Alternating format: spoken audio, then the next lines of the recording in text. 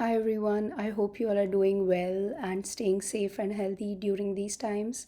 This is Radhika here again, and this video is going to be about narcissists in old age and when they develop hypochondriac like behaviors in their old age. So, first of all, I would like to thank all of you for sticking around on this channel. I know it's been a long time since I have uploaded anything, and that's mainly because life has been really busy and a lot has been going on, and I was just not getting any time to be inspired to create anything. And but today I am. So I have a few points that I would like to talk about, and it is something I have experienced recently and even before in my life. So hopefully this experience that I have had helps you in some way if you ever have to deal with such a situation in your life. So yes, thanks for sticking around. If you're watching this video, I'm glad you're still here, and if this content still helps you, that's what my intention is. Yeah, so let's talk about how a lot of narcissists in their old age develop a lot of hypochondriac like behaviors.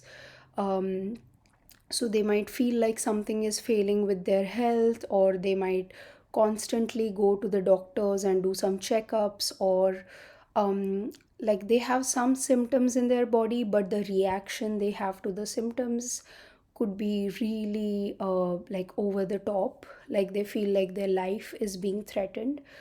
um, and I mean, it is understandable with COVID going on that a lot of old people, especially, are concerned with health.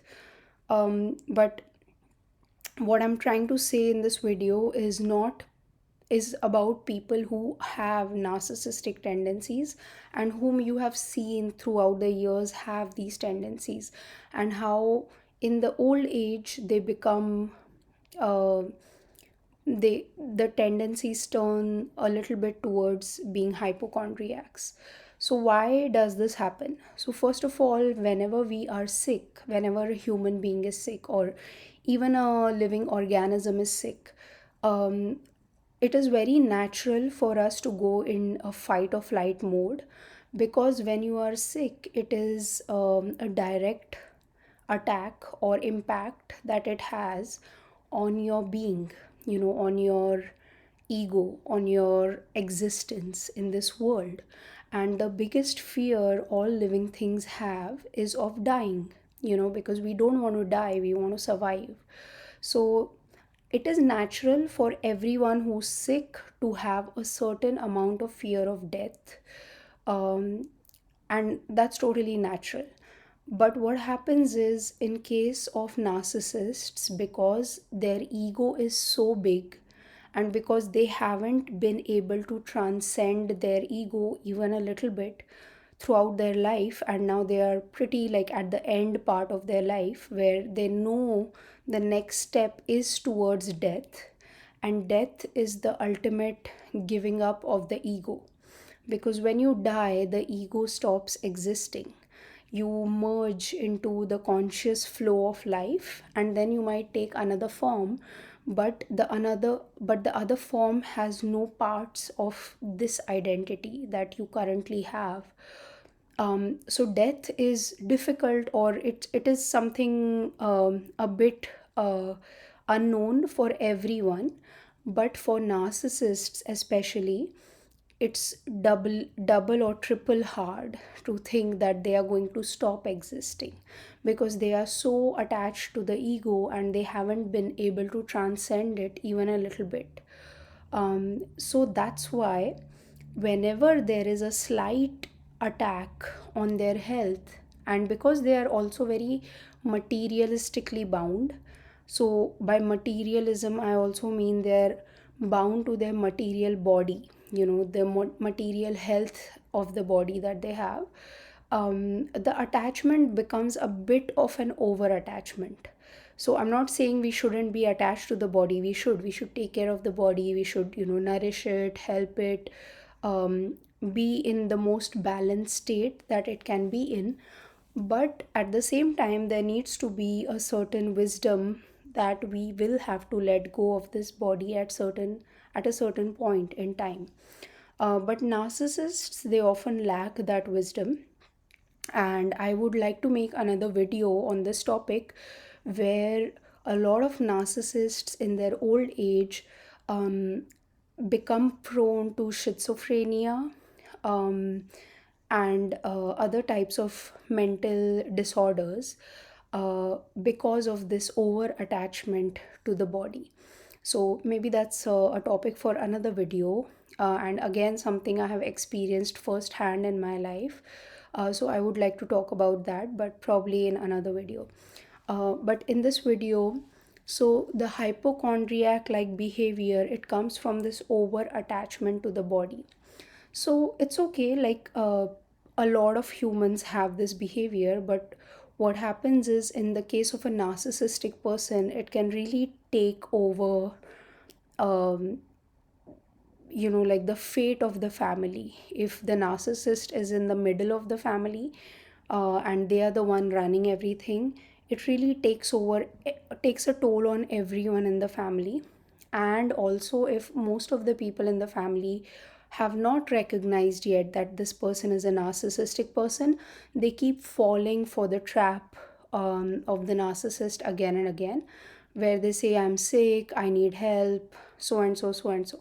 And if it's a covert narcissist, it's usually they have done a lot for the family. So they have always told that I have sacrificed this, I've done.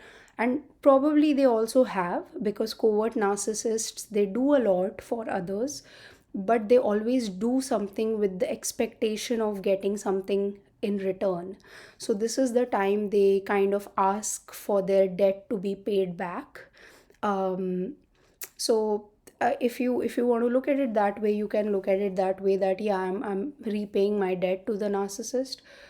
Or if it's a overt narcissist, usually they don't even do anything for the family.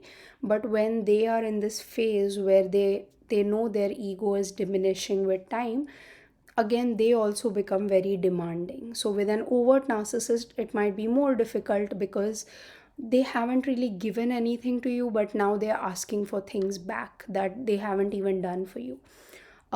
So whichever situation you find yourself in, or a friend or anyone in, um, I have some tips for you which might be able to help you.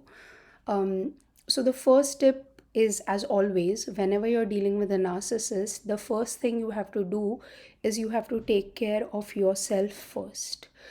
Because narcissists are takers, and they have no limits to the taking that they can do.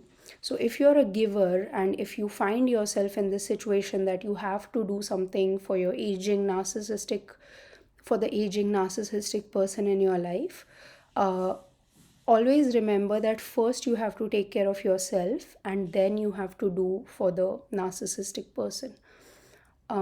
So this includes like eating properly, sleeping properly, drinking enough water, exercising, taking care of your finances, not letting your life slip away while you're taking care of the narcissistic person. Um, so that's number one. Number two is, um, if you know that the narcissistic person is not in a state to understand things so well, a very simple solution is to get some sugar pills from a doctor, or some, like, like a placebo medicine, or some medicine that has no effect, like vitamins or something like that, and give it to the narcissistic person on a daily basis. Because this gives them a feeling that, okay, I am being taken care of, so my health is okay. And this might just, um, make them feel a little bit better as well. And it might put a little less pressure on you. Then the third thing is, if you have the resources, the best thing is to get help, get professional medical help, so that someone can be with them the whole day and take care of them. And if you have the resources, just pay for it. So that way you are getting like a bit of financial loss here, but at the same time you get your time all to yourself, and the professional medical person can take care of the narcissistic person. um, then the fourth point is you need to set boundaries on how many times you or how much time you are dedicating out of your whole day for taking care of this narcissistic person. So there might be behaviors where they repeat one thing over and over again, like they visited a doctor and they did some tests and it was all very exciting for the narcissistic person. So they will call you and they will repeat it over and over again every day. So you need to set some boundaries. Even if it feels rude, you need to kind of cut the phone call or tell them you're busy and stop the conversation there. um, and yeah, the last tip is basically understand that even though the narcissistic person is in a very difficult condition, um, you might feel bad as the caregiver. And if you have been a caregiver for this person your whole life, you obviously have a lot of conditioning around taking care of this person. So it might not be very easy for you to kind of follow these steps. You might give up all of your time, energy, dedicated to this person. But what you have to understand is that you can have sympathy and empathy for the narcissistic person, but everything that they are facing right now, even though it looks very bad from the outside, because a lot of narcissistic person in their old age really do feel very miserable, and they look very miserable, and when you are with them you feel a lot of like you just feel the misery that they are going through, because they have made bad decisions throughout their life. And you feel bad because you just have empathy, towards everyone, even no matter how bad they are. What you have to understand is this is a consequence. So no stage of their life is coming directly. If they are a certain way, or if they are going through a certain thing, it is coming because they made certain decisions in their life which has led them to this place right now. um, so you can pray for them if you are a religious type, or you can hope that their transition is less painful, and you can hope that they let go of their ego, of their identity, and let nature take its course, so that they don't cling on to their body and their identity the way they are doing. um, but yeah, I mean, that's the last point, that don't take it too hard on yourself, and don't guilt trip yourself, because they will try to guilt you and shame you that you're not doing enough and you should have done enough. But try not to take that too hard, and try to take care of yourself first. So yeah, that was this video. I hope this helps you in some way. And once again, thank you for supporting this channel if you're still supporting it. And as always, I wish you all a lot of love and a lot of light. Thank you. Bye.